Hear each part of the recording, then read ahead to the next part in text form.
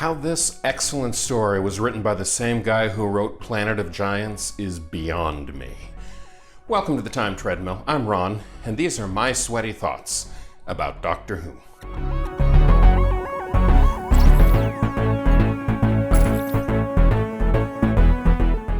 Okay, I will grant you, Louis Marks wrote Planet of Giants in 1963, and Masque of Mandragora was written in either 1975 or 1976. So certainly I'm better at my job than I was 13 years ago, so there's some explanation. But still, I love this story, and for it to be written by the same guy who wrote absolutely my least favorite story in Doctor Who history is mind-boggling. And there's so many things to love about Masque of Mandragora. First of all, just simply the fact that Elizabeth Sladen extended her contract by 7 months just so she could do this story. She had been supposed to leave at the end of the previous season, and actually the last story of the previous season was supposed to be The Hand of Fear. Both of those things changed. Hand of Fear because the existing script was unworkable and had to be completely redesigned, so it was replaced at the last minute by Seeds of Doom, which amazing story that never would have existed without that. But beyond that, Elizabeth Sladen saw the script for Masque of Mandragora, loved the setting, loved the characters, and decided to stay on long enough to do that story. So here we are in the first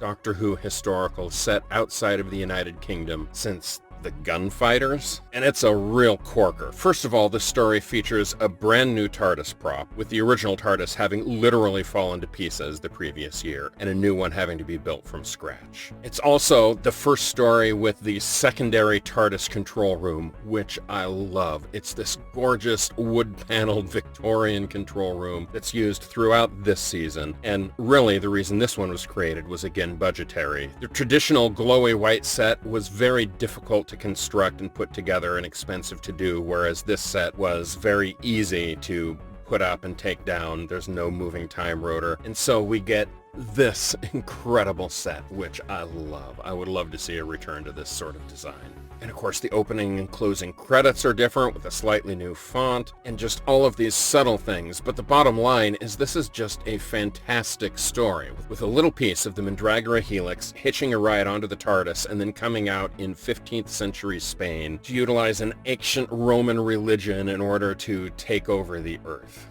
Oh, great stuff. Great stuff. It's all about the conflict between superstition and science, and it's got political plotting with an evil uncle having just murdered the Duke of San Marco and now about to kill the next Duke so that he can take power, but of course he doesn't know that his astrologer is actually channeling the power of the Mandragora Helix. Oh, this is just great stuff. Great stuff. It is so good to be back. And by the way, quick note, I'm sorry I took so many days off. I've just not been well the last several days, and one thing I've learned as I've gotten older is to listen to my body and take a break when I need to. My back went out on Saturday, and then I had just a horrendous migraine yesterday and didn't think it would be a good idea to get on the treadmill when I was a little bit dizzy. But today for the first time in half a week, I feel human again and energized, and I am so happy to be here. And so on that note, I am going to carry on with my day, and tomorrow we'll talk about the second half of the Masque of Mandragora.